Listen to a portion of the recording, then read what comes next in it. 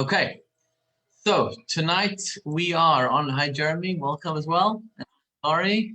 1 second. Who else is here? Let me just keep everybody on. Hi, Emily.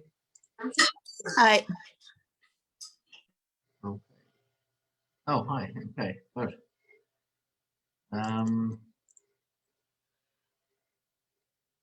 Okay, so tonight we are at the final lesson. I'm going to put the screen in front of you. I think the final lesson just kind of recapped everything we've learned so far. You know, if you remember lesson 1, lesson 1 to 5, last week we learned about reincarnation, but lesson 1 was about why we should not fear death. Lesson 2 was about taking leave of the departed loved ones. Lesson 3 was about grief. Lesson 4 was about heaven and hell. Last week was reincarnation, and tonight we're going to learn about how to take what we've learned and live each day to its fullest. So how death informs life. That is the topic for tonight. Okay, so again, the screen is in front of you. Every time you want to see it, just take a look.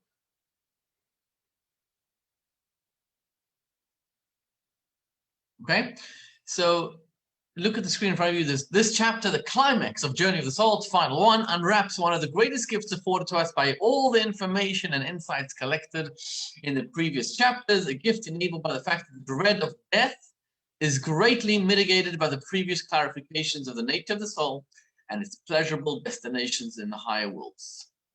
So, when we talk about life, we talk about death. So we've learned that we have a soul.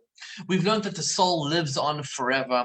We've learned that the important part of the person is his or her soul, and that part of the person lives on forever. So no matter how long you've lived in this life, if it's 10 years, 20 years, 50 years, 100 years, 120 years, every single person has his or her lifespan. But no matter what, your life is eternal. Your life doesn't end when a person passes away. It goes on and on and on. Fine, but how does that help me live my life today? That's what we're going to discuss tonight. Okay, let me just show you the screen here. Okay. Journey of the Soul, lesson 6. So these are the concepts we've learned, and they're going to help us with tonight's lesson. Okay, the soul is the real me and is the eternal person, right? As we learned many times. I said the story of Zusha. Zusha, one time his students watched him walking back and forth in his living room on a Saturday night. And they say to him, and he's saying, Zusha, where are you? Zusha, where are you? Zusha, where are you? So his students tell him, Zusha, like, have you lost it? But here you are. He said, no. The Zusha that you are going to be looking for after I die, you'll see my body, you'll see my nose, you'll see my mouth, you'll see my eyes, you'll see all of me, but you will cry and lament, where is Zusha? The Zusha that you're going to be crying for then is the Zusha I'm crying for now. That is the Zusha, that is the soul. The real me is the soul, and that lives on forever. The body is a temporary container for the soul. We learned many times this lesson, and the soul experiences great pleasure back in its native habitat, as we learned many times, that the soul and the body, a person can have pleasure for 70, 80, 90 years in this world, and it won't equal 1 second of pleasure in the world to come. Okay, this is like illegible here. I don't know why. But okay. So back to the screen here. Okay, so text number 1.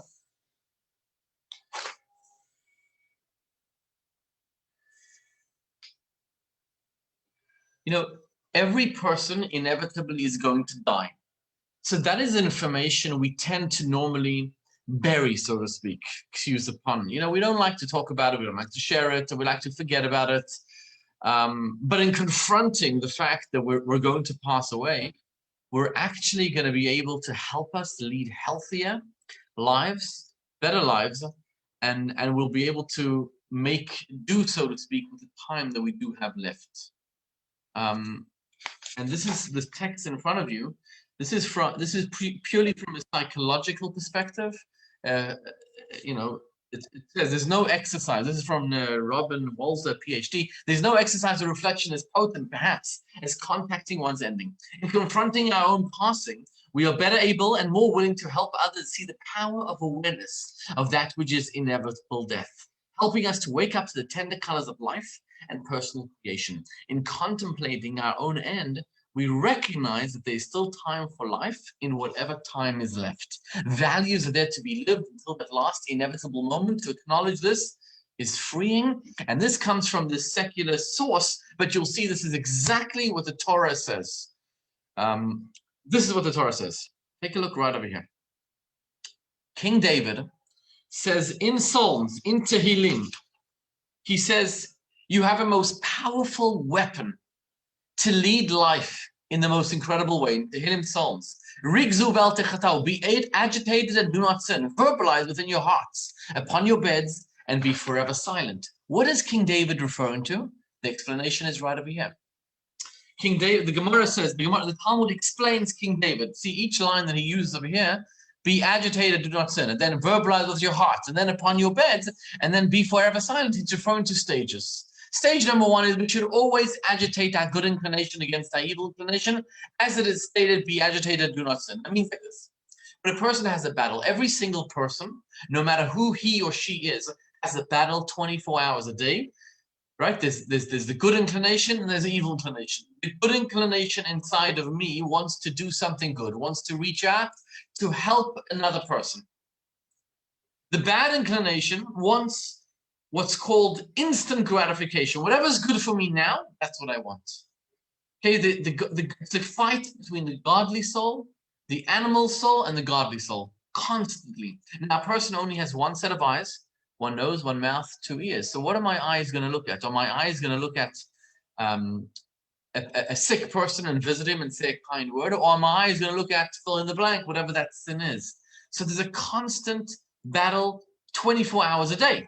So we should always try to have our good inclination win over our evil inclination.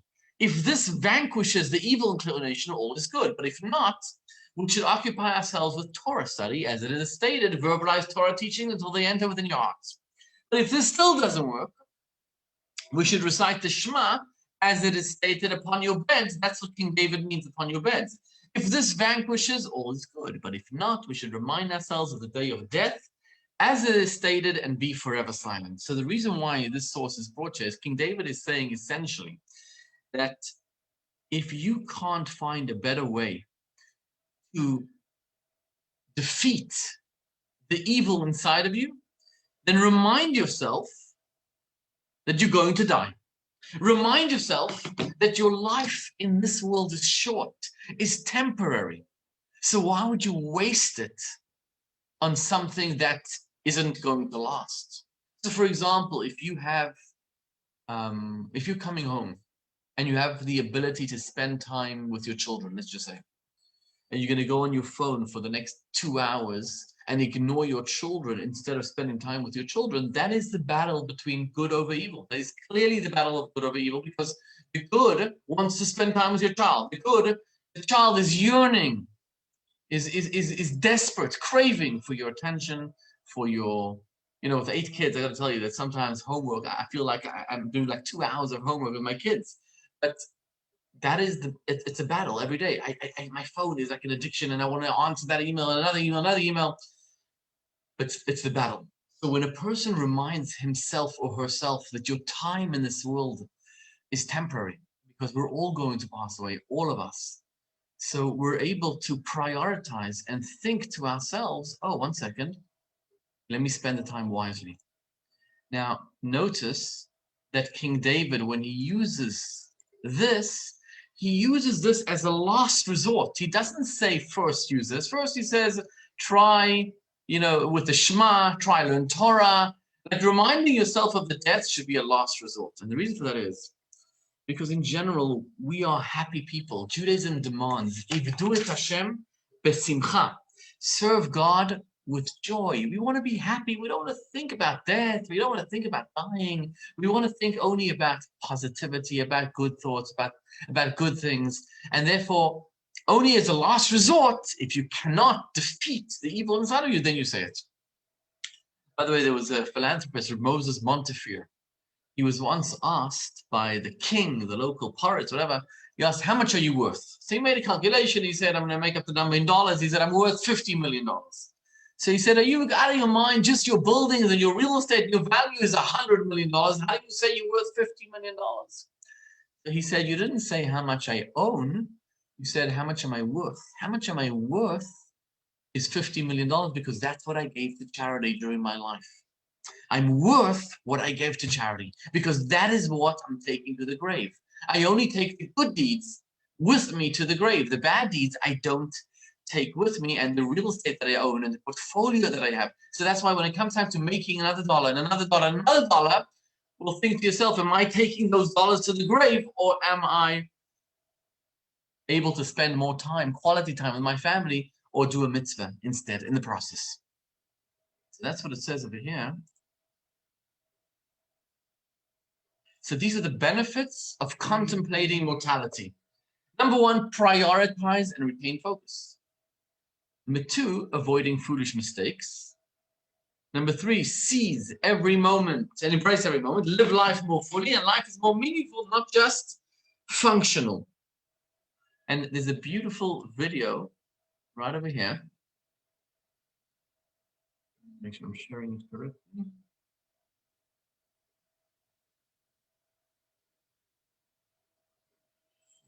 Sound.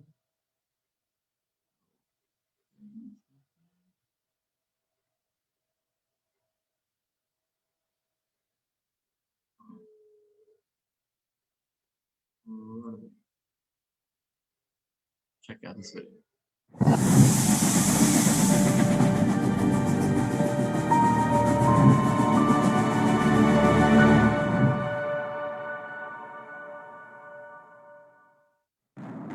Dynamite, from the ancient Greek term for power, is a potent material indeed.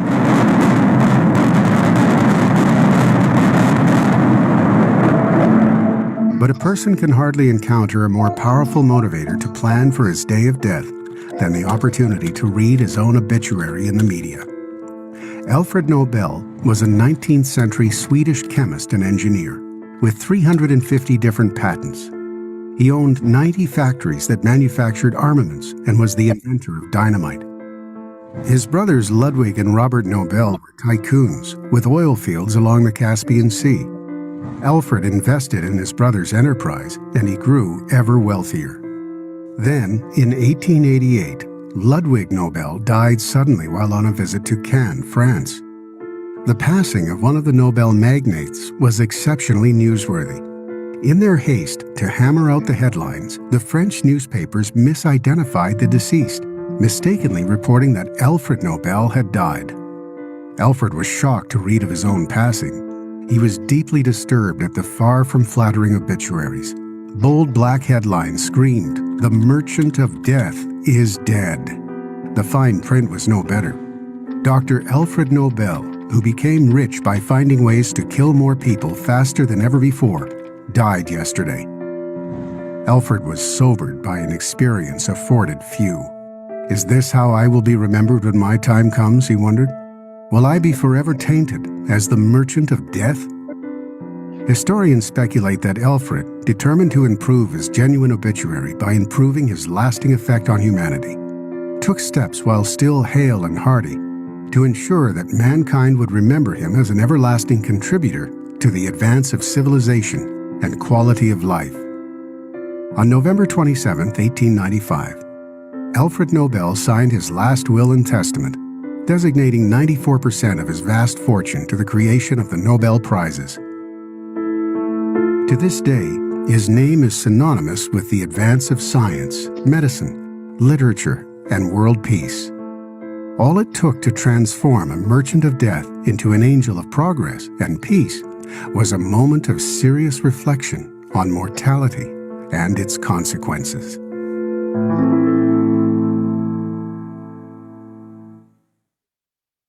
I think that was an unbelievably powerful video. You guys all understood it. You know, a person who has only a few moments left to live, what should he or she do? I think this is an answer to one of the questions I just received over here privately. A person who has, you know, only a few moments to live, what should I do? What should I do with my life? So this guy Albert, introduced the Nobel Peace Prize, because he read his obituary. But what you should do is do something good for somebody else. Do a mitzvah for somebody else. A mitzvah is eternal, is everlasting.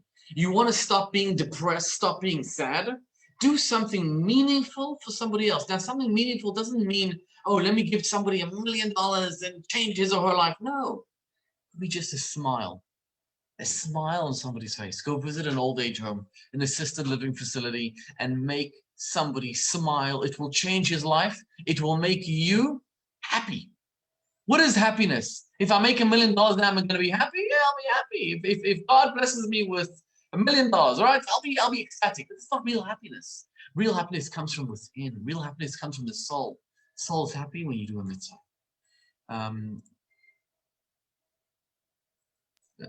Sorry, not that. From share. Oh yeah. So back to the, oh gosh. Know how to do this? Okay, here we go. Second, sorry. Oh. Here we go, back to the PowerPoint. Okay.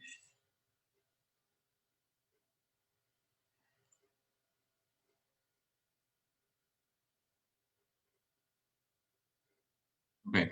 So, by the way, there's in Judaism, one of my colleagues, Rabbi Paltil in Long Island, actually, he was once asked by a teenager, as Jews, we are so restricted.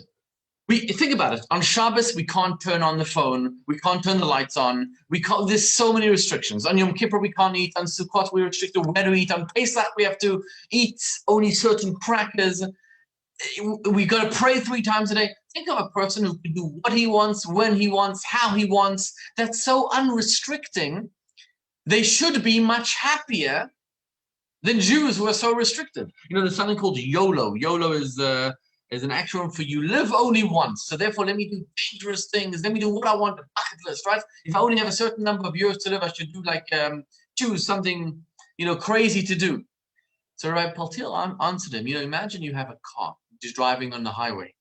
So you have rules and regulations, right? 70 miles an hour, and you have to wear a seatbelt, and you can't overtake in certain lanes, and then in school zones you can drive 25 miles an hour. Think of the same car in arcade, right? Bumping cars. Bumping cars have no rules, right? You could go against traffic, in front of traffic, you can go sideways, you can bump into anybody when you want, how you want, and whenever you want. You see, in one scenario, there are many rules. In the other scenario, there are no rules. But one scenario is all fun and games. It's not real life. The other scenario is real life. And in real life, you need rules. So what that means is as follows. If my life is just a game, and it's not real, nothing counts. We're here in this world. I don't know who created us. We have maybe the Big Bang. I don't know what. But if there's it's like maybe an accident, right? But if it's essentially one big arcade games, and I'm totally free and I can do what I want, when I want, and how I want, it's kind of depressing to realize that my life is meaningless.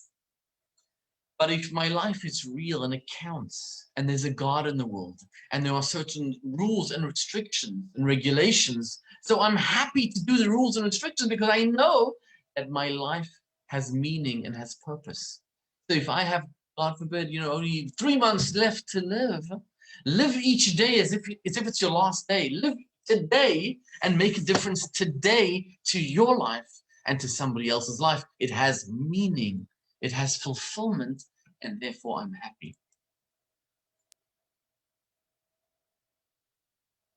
Hey, look at this end-of-life regrets. Perhaps the most sobering moments of a lifetime occur at its end. What are the thoughts of dying people as they stare at their own mortality? So this whole sort of the nurse, the top 5 regrets are, I love you. I didn't say I love you enough, stuff like that. But there's a little exercise here. You can do this. What do you consider your greatest value? Your time, your money, right? So the Talmud says like this. Actually, before I show you the Talmud, there's a meditation here. Hold on. Let me show you another video. Deep, powerful meditation. Let's share the sound. Here we go.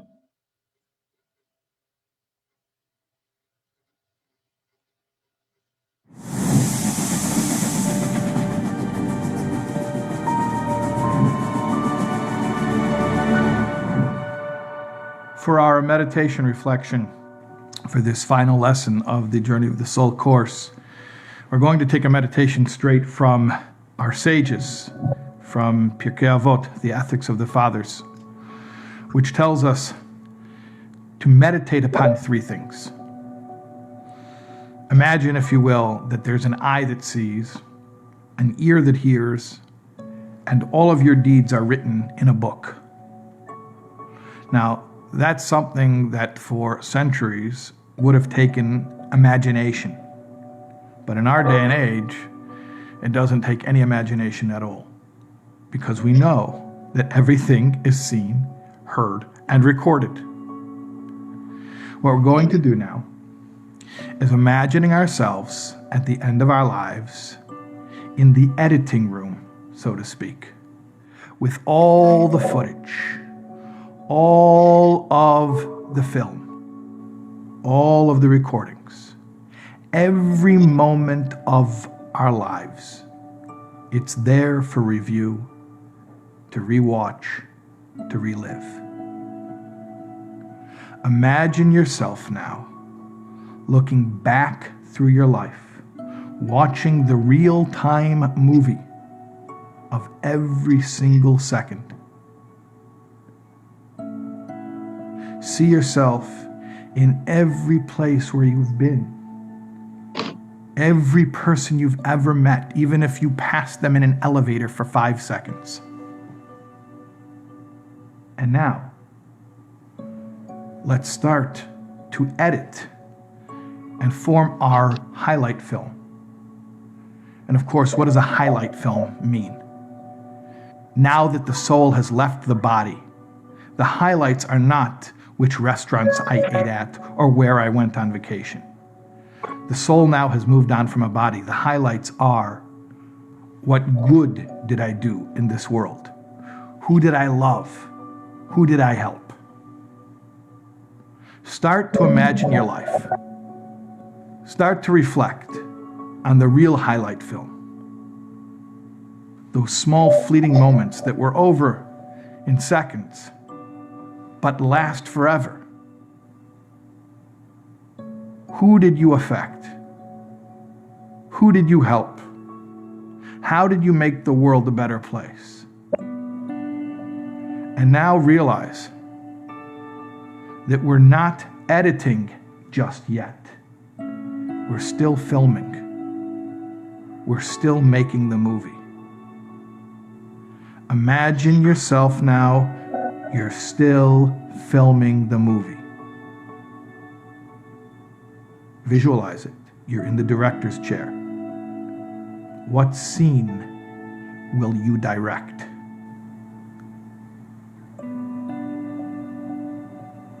We'll take a moment to visualize and reflect.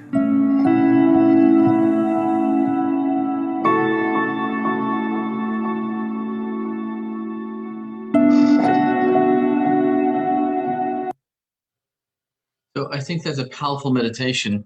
And along that, I'm going to tell the story.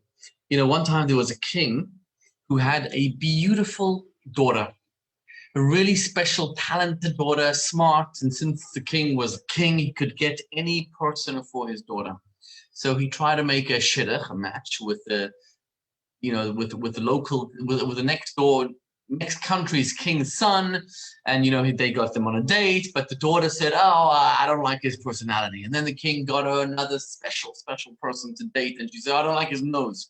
And she started dating 1, 2, 5, 10, 20 people, 30 people, and the king kept on doing research into the prospective grooms, and eventually the king, in exasperation, the king and queen said to the daughter, listen, we can't bear this anymore. The very next person to walk into the palace is going to marry you. He's going to be your husband. King thought that for sure the next person to step in would be some sort of special person, would be, you know, I don't know, some amazing, incredible person. And instead, you know who walked in? The local peasant, the local farmer. But the king, true to his word, made sure that his daughter marries this local farmer. So the farmer took his new bride, he couldn't believe his luck marrying the king's daughter, to his mansion, which happened to be a shack in the middle of the field. And the daughter, who's used to sleeping in luxury with silk and a beautiful pillow, is now sleeping on the floor on a straw bed, just like her husband does. So she's crying and she's sad and she misses her servants and she misses her massages and misses her vacations in Vegas and misses her luxury, her luxurious life, her swimming pools, her spas, her jacuzzis, her beautiful showers. She's living in the outdoors with like a tent. And the husband, seeing that his wife is so upset, decides to buy her a gift. So he goes out, comes back, and he says to his wife, "My dear, beautiful, beloved wife, I love you so much, and I see that you were upset. Close your eyes. I got you a beautiful gift." She closes her eyes, and her husband places the most expensive item that he could possibly think of, and that is a ripe tomato, which he places in her hands. And when she opens her eyes, she starts to cry. She cries because she's living in a different world, in a different reality. This is the kind of gift you buy me, you crazy guy, you don't even understand me. And so too it is with our soul and our body. Our soul was forcibly married to our body. Our body is the farmer, the soul is the princess. The soul, before it came down into this world to live forcibly with the body, was living a life of luxury, was living over there enjoying the divine delicacies that spirituality can offer. And as I said many times, this last 70 years of this world is nothing. We don't even understand the meaning of the word pleasure. And then the soul comes down to this world. And the body senses that the soul is upset. So what does the body do? Let me get the soul a tomato. Let me buy her a bed of straw. So he gets her a tomato, which is another dollar bill, and another $1,000. And then the soul cries even more because this is what you're getting me, $1,000. I don't want $1,000. So the body senses that his soul, his wife, is upset. So he gets a Rolls Royce and another $1,000 and another vacation and a massage and a this and a that. And the soul's crying because you know what the soul wants to do? It wants that life of luxury that can only be obtained with another mitzvah, with helping another person, with giving charity, with keeping Shabbat, with lighting Shabbat candles, with putting on tefillin. That is what the soul wants. And there's this constant battle all the time going on between the body and the soul.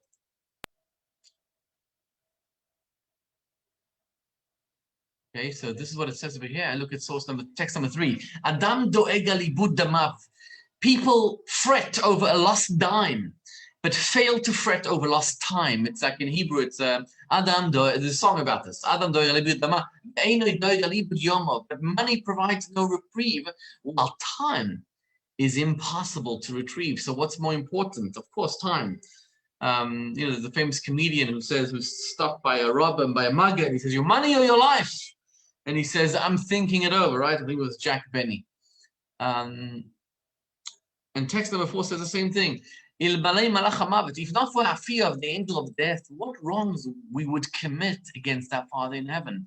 Let us learn from the first 10 generations of humanity, right? The first 10 generations were from Adam to Abraham, where people lived. Methuselah lived till 969 years old. It says there was a person by the name of Hanoch who lived till a very, very young age of only 365. The people lived till 800, 900, 700, 800, 900. God showered them with abundant paradise, like goodness, including centuries-long lifespans, yet they were on the brink of destroying the world. That's why God had to bring the Mabul, the flood. I'm sorry, from Adam to Noah, not Abraham. That's why God had to bring the flood. In other words, because they lived so long, they didn't appreciate the value of doing good deeds. They took it for granted that you're just kind of going to live forever. Okay, and Go back to the PowerPoint for a second.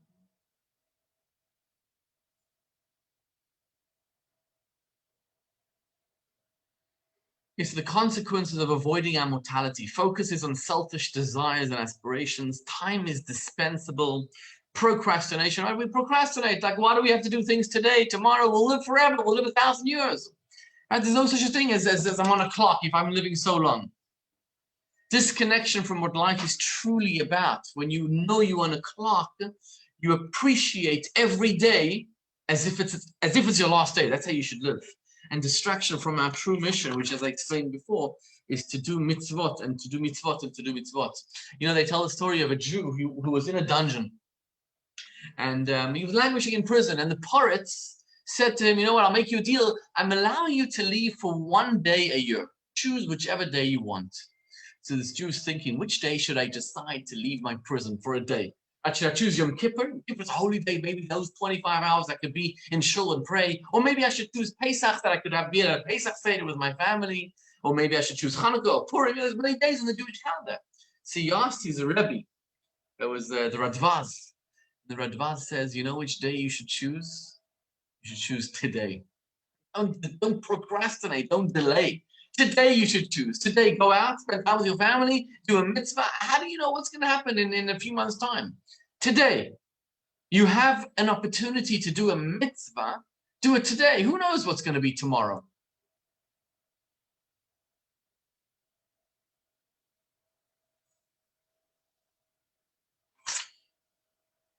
Okay. This is from. Okay. So this is from a person by the name of Miles Levin. You know, he was a person in 2005. Oh, it says here on the side. He had a cancer diagnosis in 2005, and he actually lived for 2 years. But he wrote a blog every single day, and this is what he wrote in July 7, 2005. This is a month after his diagnosis. So he writes, I went to the driving range the other day, and I was thinking how you start out with a big bucket of golf balls. Right, that's how life is. You start off with a lot of golf balls, and you just start hitting away carelessly. No care in the world. I just hit and I hit and I hit. You have dozens of them. Each individual ball means nothing, so you just hit and you hit and you hit. One ball gone is practically inconsequential when it's subtracted from your bottomless bucket, right? It's like days. The days go by, they go by, they go by, and there's no worry in the world. There's no practice swings or technique reevaluations after a bad shot because so many more tries remain. Yet eventually you have to reach down towards the bottom of the bucket to scavenge for another shot, and you realize that tries are running out. Now, with just a handful left, each swing becomes more meaningful. The right technique becomes more crucial, so between each shot, you take a couple practice swings and a few deep breaths, right? They mean more now, it's only a few left. There's a very strong need to end on a good note. Even if every preceding shot was horrible, getting it right at the end means a lot. You know, as you tee up your last ball, this is my final shot, I want to crush this with perfection, I must make this count. Limited quantities or limited time brings a new precious value and significance to anything you do. Live every day, shooting as if it's your last shot. I know I have to. I found that today 5-year survival rates are just 30%. It's a very, very powerful message from a young child. That's what it says right over here on the screen in front of you. Take a look. So when basically the point of what he's saying is when you know that life is limited, 70, 80 years, 50 years, 60 years, who knows how long. The problem is we don't think about it, but we should once in a while contemplate, live every day shooting as if it's your last shot. I know I have to. I believe Steve Jobs also said this, live every day as if it's your last. So when you think, for example, about grudges that we hold against people, and you think about fights that you have with people, let it go. That's the message. Let it go. And I just want to share with you those who know me, I mean, I've shared this probably many times. It's my favorite parable to describe what we're talking about here. So a king had this son. He had a son. He loved his son, but the son was a little bit spoiled, and he realized this. So in order to train him, so to speak, he told the son, go to a faraway island and try make it on your own, so to speak. Fine. So he sent him with a bag full of diamonds and gold, and he sent his son to a faraway island. Son goes on a ship many days. He finally gets to this island and he's starving. So he asks, where's the local restaurant? They show him, they point him out to the local restaurant. He goes there and he has a delicious meal of wine and steak and, whatever he wants. And when it comes time to pay, so he takes out like, a $100 bill or a diamond from his pocket and he says to the waiter, here's the change, keep the change. So the waitress starts to laugh at him and she says to him, you bringing me diamonds? Are you insane?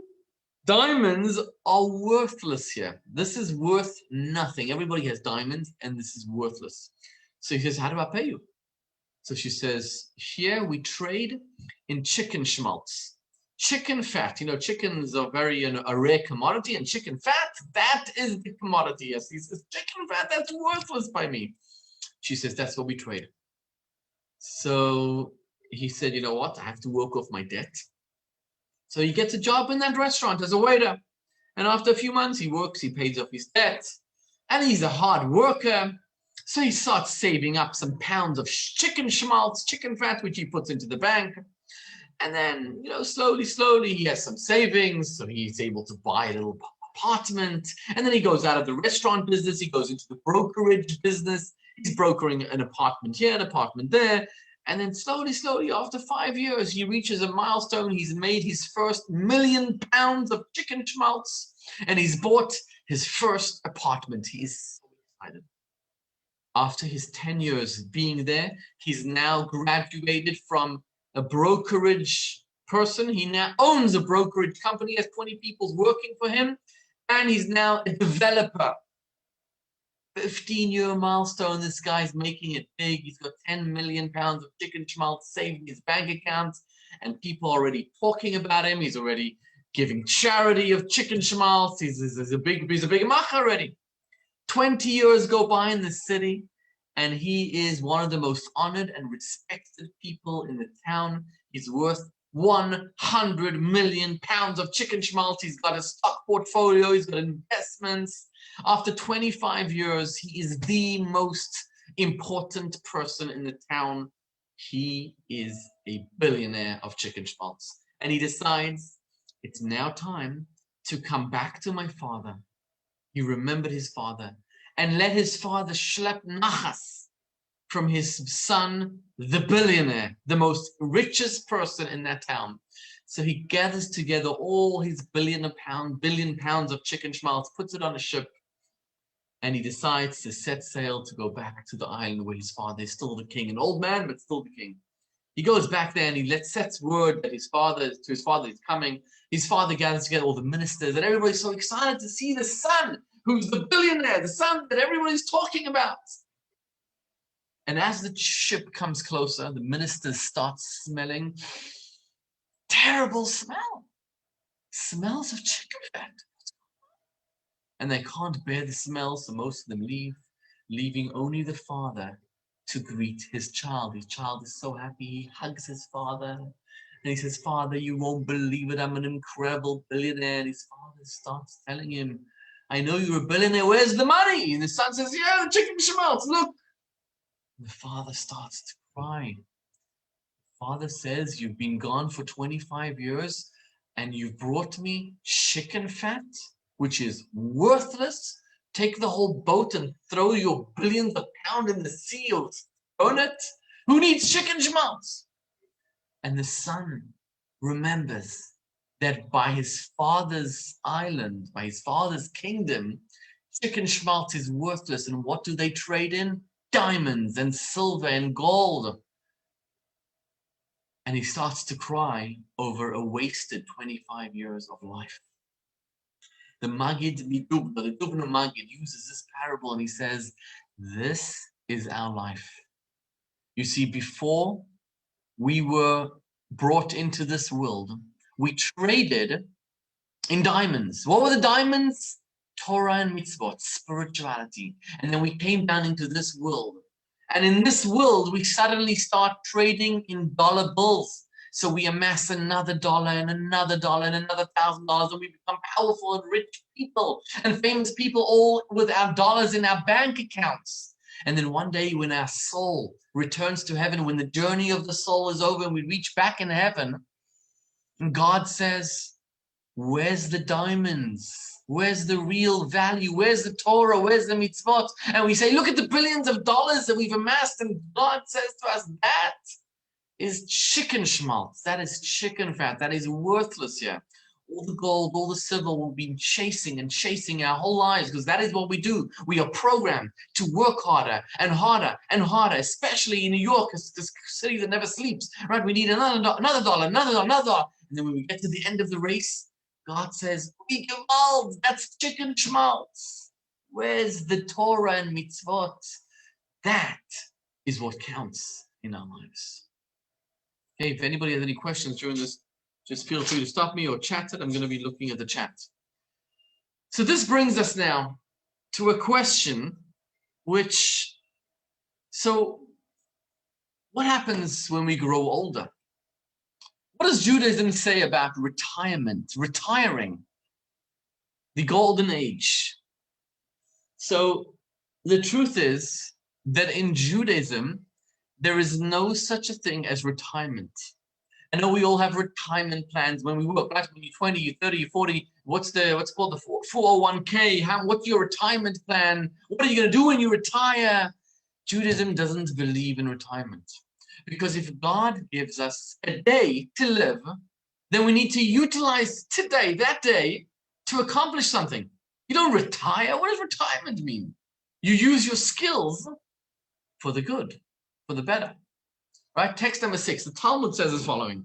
Rabbi Yehoshua stated, those who were married in their younger decades should nevertheless remarry in their old age. Those who had children while they were young should continue to have children in their older years. So it is stated, sow your seed in the morning and do not withhold your hand in the evening, for you do not know which will prosper, whether this one or that, or whether they will be equally good. Rabbi Akiva stated, those who studied Torah in their youth should continue to study in their old age. Those who had disciples in their younger years should continue to have disciples in their seniority, so to say, sow your seed in the morning, etc. The point of this is that there's no such a thing as retirement. Judaism does not believe. The Rebbe actually was 92 years old. In fact, in his 70th year, when he was 70, which is in America as the age of retirement, he demanded of his Hasidim, the Chabad Hasidim, that they, as a birthday present, he wanted 70 new institutions founded that year. And the Chabad Hasidim went crazy, like buying a new building, buying a new this and new that, and they succeeded in giving the Rebbe 70 new institutions. In fact, the Rebbe, as he grew older, grew more and more demanding his time, and he passed away 94. When he was 92, he became sick, but 94 years old in 1994. 92 years old, I'm sorry. Okay, not only that, if you look at text number 7, retirement can cause a drastic decline in health, according to a new study.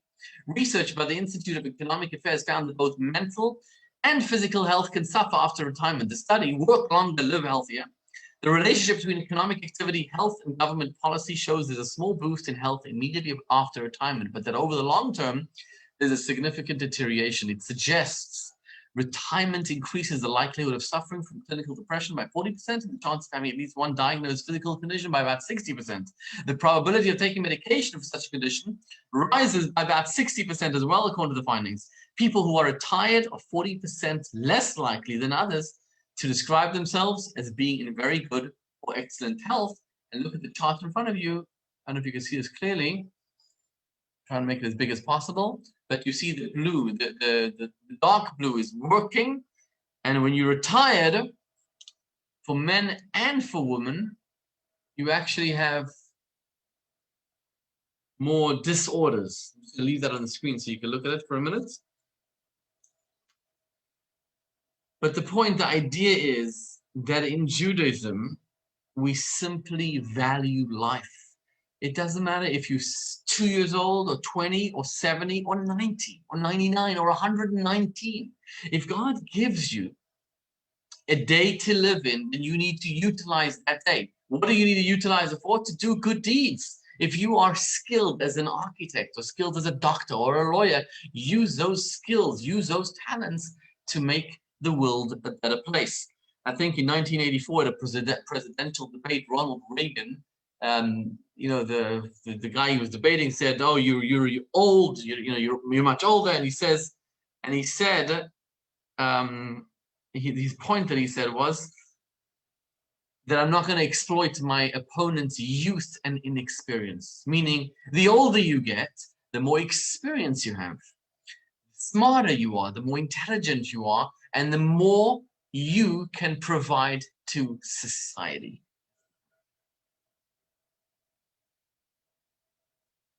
Okay? So retirement increases the likelihood of physical health decline, mental health decline, and therefore we do not retire. No such a thing. You continue to work every day. The elderly are a gift to society. You can volunteer, mentor, use your expertise, use your age to mentor a younger person, study Torah. You know, there's Chabad has a plan. It's based out of Florida, out of Canada actually, where elderly people who are retired, so to speak, can utilize their skills to teach Israeli teenagers English. So there's a part they pair on the internet, and the elderly person who knows English, for example, teaches the Israeli teenager English. And it's a very, very successful program, actually. But study Torah, by the way, you have more time than ever if you're retired, so to speak, you're not working, to study Torah. That's what you should do. You know, if you have a day left, a month left, 3 months left to live, study Torah. Let your soul enjoy and absorb those divine delicacies. Okay. Okay. I know we mentioned this, reincarnation we spoke about, but resurrection of the dead is the final thing that we need to discuss over here. Okay. So resurrection of the dead means Judaism, we believe as Jews that every single person will be resurrected. And I think in one of the classes here, we had like which body is going to be resurrected. And the answer is every single body that had the soul will be resurrected. But let's just examine this. Take a look at this from the Jewish perspective. But let's start at the beginning. Look at text number 9a in front of you.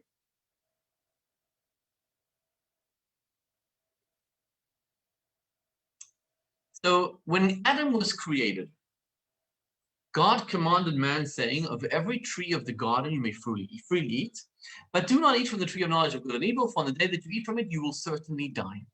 When Adam and Eve were created initially, there wasn't supposed to be death in the world. Nobody was supposed to die. Adam was supposed to live forever. Adam and Eve were supposed to live forever. However, because they sinned, because they brought darkness and evil into their lives, they now have to pass away. As it says in the verse in text number 9b, you know, they became mortal. But by the sweat of your brow you shall eat bread. This is one of the punishment. And now we have to toil to make a living until you return to the ground. For you were taken from it, for you are dust, and you will return to dust. Meaning, even though in the beginning of creation you were supposed to live forever, but because you now introduce the concept of sinning, your body now has to be cleansed, and you were created from dust. You are going to return to dust. However, I go to the next source to test, source 10. When God gave us the Torah, God gave us our mission statement. He explained to us why we are living. Why are we alive? What is the reason we are here? What is the reason that our souls came down from heaven? They didn't want to, as we learned in this course, they didn't want to, but they came down to this world. Why? Tikkun olam, to make this world a better place, to make this world a home for God, to do mitzvot, to do good deeds, to accomplish good deeds. When we do that, we will have fulfilled our ultimate purpose. When that happens, we will revert to the situation before Adam sinned, and we will no longer die. Again, the reason why we die today, over the last 4,000, 5,000 years, is because we haven't fulfilled our mission. But once, on a global level, we will have fulfilled our mission, we will have made this world a better place, nobody will die. In fact, I venture to speak that most of us today at this class won't die. And the reason why I say that is because the Lubavitcher Rebbe promised us that we are the last generation of exile and the first generation of redemption. Because You see, we are like a dwarf standing on a giant's shoulder. So imagine you have a wall, right? You have a big wall here, and you have a giant who cannot see over the wall. He's just a giant, but he can't see over the wall. All he needs is a dwarf to stand over his shoulders, and the dwarf can see over the wall. The previous generations were like giants. The Torah, the mitzvot, the good deeds that our grandparents, our great-grandparents, the previous generations for thousands of years have all done are like a giant. And our generation is tiny in spirituality. Our generation is like a dwarf. But we are a dwarf standing on the shoulders of giants. So we are the ones who are going to bring the redemption. With our little mitzvah today, we will bring the redemption, and therefore we will not die anymore. Remember, Adam was supposed to live forever, and the reason why he died was because of sin. But once we eradicate sin, we will live forever. So that's why I say most of us today will not die, because Mashiach is, God willing, coming today, and we will not die. The Rambam, Maimonides, teaches us that we need to view the entire world on a scale. On one side are the good deeds, on the other side are the bad deeds. In other words, every single good deed of every single Jew, of every single generation since Abraham is on the one side of the scale, and every single sin of every single Jew of the last 4,000 years since Abraham is on the other side. And the scale is equal. It's equivalent. All the mitzvot and sins are equal. If I go ahead and do a mitzvah today, I will tip the scales of eternity. I will tip the scales in the favor of the good deeds. And that will bring Mashiach, and that will end death, and everybody will live forever, because that will bring Mashiach. If you look now at source. So I just want to answer this question. When you say we will not die, who is we? The body? I don't understand. Yes, the body. The soul lives forever. That for sure. The soul never dies. But when I say we will live forever, it's in the body, because as I'll explain in a minute, the ultimate purpose is for the body, current body that I have, to live forever. So let's see over here what it says. Text number 10. It says that in the future, when Mashiach comes, Bila hamavet lanetzach, God will eradicate death forever and wipe the tears off every face. So let's just stop and think about that for a second. When we say death, we're talking about the body. We're talking about our loved ones passing away. This verse from Isaiah says that there will come a time when Mashiach will come, which is in our generation, when nobody will die a physical death anymore. Our physical bodies with our souls will live forever. How will that happen? As I just explained, because the whole purpose of creation is actually that we live forever in a physical body. Why did God create the world? He wants a home in this physical world. God wants us to live in this world and make him a home. The ultimate purpose of creation is for us to live here in this world. The whole reason why death was introduced into the world was there was kind of a misalignment. When Adam sinned, kind of the world became misaligned. He sinned, so now the body couldn't handle living forever. Only the soul lives forever, so the body had to die. And then when Moshiach comes, and we believe he's coming today, right? Every day we believe he's coming today, all the dead bodies will be resurrected. How will they be resurrected? So as I explained, today with DNA, you could see how you could rebuild the whole thing from a little cell. So there's a bone at the back of your head, which can never be destroyed, not by fire, not by worms, not by anything. So God will rebuild the body from that little bone. So the physical body that we lived in our last lifetime will be resurrected exactly the way we died. That's what's going to happen.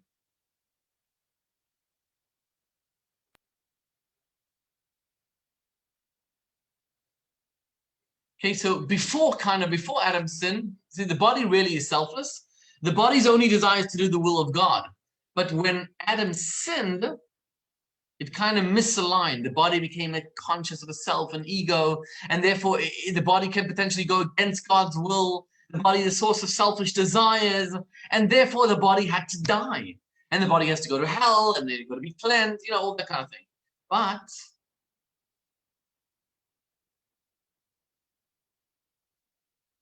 Right? The body, foods, physical properties, taste, smell, appearance, texture. Soul, its ability to sustain, nourish, and provide energy. And 1 second, but we rectify spiritual. We value something not for its external properties, but for the ultimate purpose for which it exists. But that's not what I want to get to here. Yeah.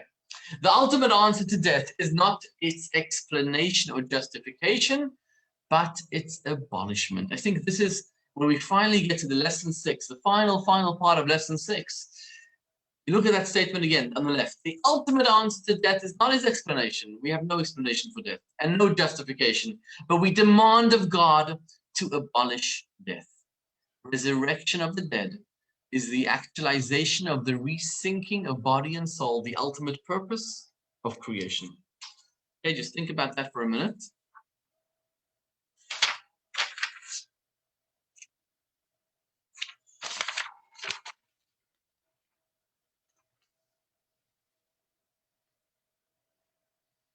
Okay, resurrection of the dead is the ultimate journey of the soul.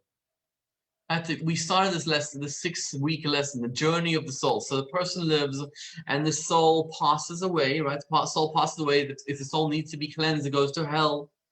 And then it spends 12 months in hell, and then it goes to paradise. And then ultimately our grandparents, our great-grandparents, and all our loved ones will be resurrected. That means if Mashiach comes today, we will be able to see our loved ones as they were in their physical bodies, resurrected and living again. That is the ultimate journey of the soul. And that is what we pray for every single day when we pray for Mashiach, when we pray for good things to happen. That's what we're praying for. We're praying to see our loved ones again.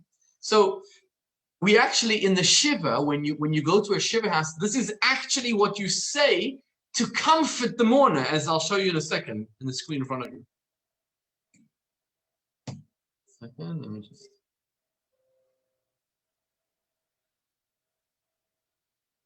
Okay, so first of all, in text number 12, resurrection of the dead is a foundation of the Torah of Moses. It's one of the 13 principles of our faith, right? Just like to believe in one God, so to believe in the resurrection of the dead. One cannot maintain a connection to the Jewish religion and the Jewish nation without this belief. Look at that again. You cannot be Jewish, so to speak, right? You cannot maintain a connection to the Jewish religion and the Jewish nation without this belief. It is fundamental. It is one of the 13 principles of our faith. We believe in the resurrection of the dead. Okay, and I want to just point out that we say this in a mourner. We say this to a mourner. Okay, so this is actually part of the letter that the Rebbe, the Lubavitcher Rebbe, wrote. Remember, I told you Ariel Sharon, who was the prime minister of Israel, but when he was general, so he lost his son Gur, because his son Gur was playing with a fire with a gun, and he accidentally shot himself. So this is part of that letter that the Rebbe is consoling him. So he writes like this: a kernel of consolation is captured in the traditional hallowed statement of consolation that has been used to comfort mourners by tens of generations of our nation's communities that follow the Torah tradition. And again, this is the Ashkenazi version. The Sfaradim just say, I think, Mishamayim Tenuchamu. But we say, the Ashkenazim say, may Hashem comfort you with all other mourners of Zion and Jerusalem. At first glance, the association of these two concepts, Jerusalem's destruction and a personal loss, is perplexing, right? You're telling a person, may Hashem comfort you with all other mourners of Zion, Jerusalem. In other words, we're mourning for the destruction of Zion, of the temple, for 2,000 years. So may God comfort you with all other mourners. The reality, however, is that we have perfect confidence that God will rebuild the ruins of Zion and Jerusalem. We know that he will gather the dispersed from remnants of Israel from the end of the earth through our righteous Mashiach, and he will bring them in gladness to witness the joy of Zion and Jerusalem. We know that God's going to rebuild the third temple. We know that there's going to be the gathering of all the exiles. And so we say to a mourner, we are equally confident that the same is true with regard to our personal bereavement. God will fulfill his promise that those that dwell in the dust shall awake and joyfully sing. Great indeed will be the happiness and rejoicing then, when all will meet together after the resurrection of the dead. You see, we tell a mourner, may God comfort you with all other mourners of Zion and Jerusalem. We tell a mourner that just like we are sure and we are certain that Zion, that the temple will be rebuilt, we are absolutely certain that your loved one will be resurrected and live again forever. So we should answer a question. I don't understand why the ultimate goal is resurrection. If time limits make life meaningful, why would endless life be a good thing? Great question. Excellent question. So there's actually an argument between Maimonides and Nachmanides. What is the ultimate purpose? Is the ultimate purpose the soul should live without a body? Or is the ultimate purpose the soul should live in a body? Nachmanides says the soul in a body. And Nachmanides says that this is the halakha, this is the law. And let me explain. Let me just spend a minute explaining this. See, what is our purpose in this world? Why did God create this physical world? God could have created a world full of spiritual angels. God could have created angels. He has millions of angels. They wake up in the morning and they say, holy, holy, holy art thou, dear Lord. And they pray to God all day, all day, all day. They learn Torah and they pray to God. So why did God create us human beings who are so frail, who have such evil inclination, who are capable of doing such bad, such harm, so many sins? I mean, think about it. We all do sins. Some of us do worse sins than others. Why on earth would God create us? And the answer is God desires that we live in this physical world because he wants us to bring spirituality into this world. He wants us to take this dark world and bring light into it. Just like every human being wants a home, God wants a home. Where does he want a home? He wants the spiritual light to emanate in this physical dark world. He wants us to illuminate it. And so living forever, we will fulfill the penultimate purpose of living in a physical world and making this physical world a home for God, as opposed to the soul living in a spiritual world removed from physicality. The ultimate is for the spiritual and the physical to harmonize together. So in a nutshell, the answer is the ultimate is for the spiritual to be in harmony, in sync with the physical. The ultimate is for the spiritual soul to live in harmony, in unity with the physical.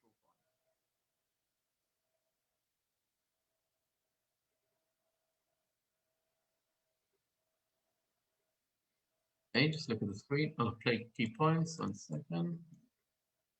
Show you the video here.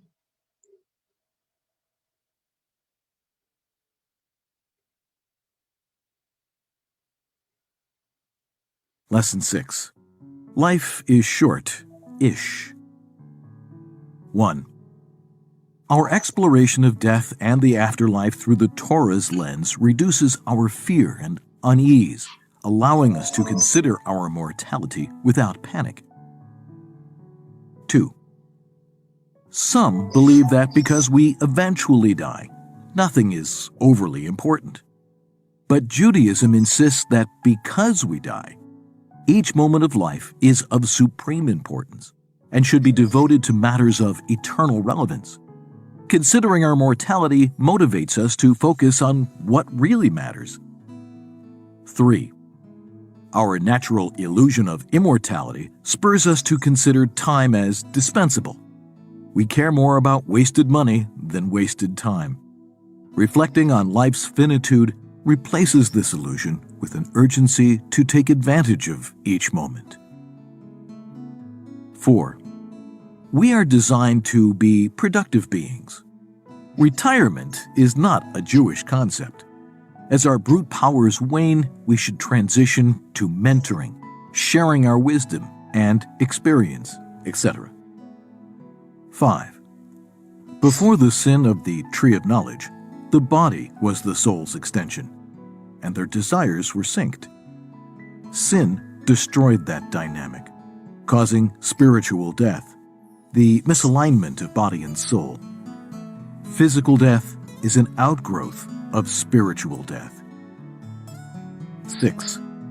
We rectify spiritual death by realigning everything with its purpose, ignoring the superficial layers of a thing, its body, and instead focusing on its inner truth and purpose, soul.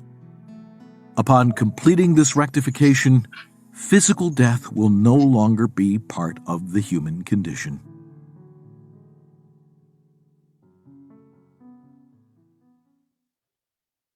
Okay, okay. So